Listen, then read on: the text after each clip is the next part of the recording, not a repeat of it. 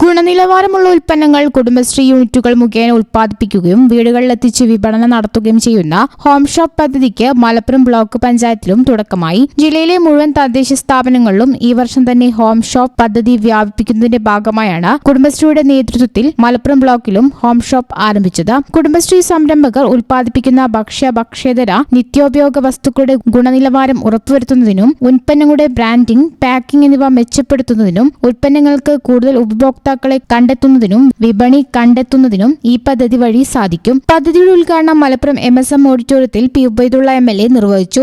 വിതരണം ചെയ്യുന്ന സംവിധാനമാണ് കുടുംബശ്രീ.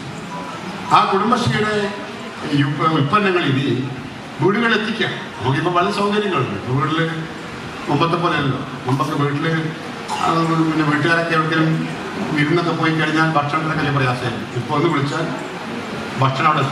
ചടങ്ങിൽ Malappuram block panchayat president advocate Karat Abdurahman അധ്യക്ഷത വഹിച്ചു. കുടുംബശ്രീ ജില്ലാ മിഷൻ ADMC മുഹമ്മദ് കട്ടുപ്പാറ പദ്ധതി വിശദീകരണം നടത്തി. HSOമാർക്കുള്ള പിന്തുണ സഹായ വിതരണം മലപ്പുറം നഗരസഭാ chairman Mujeeb Kaderi, Malappuram block panchayat vice president Rajula Pelathodi എന്നിവർ നിർവഹിച്ചു.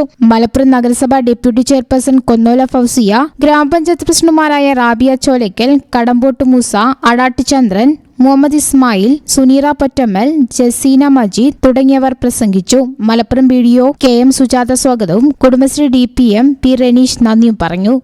News bureau, Malappuram.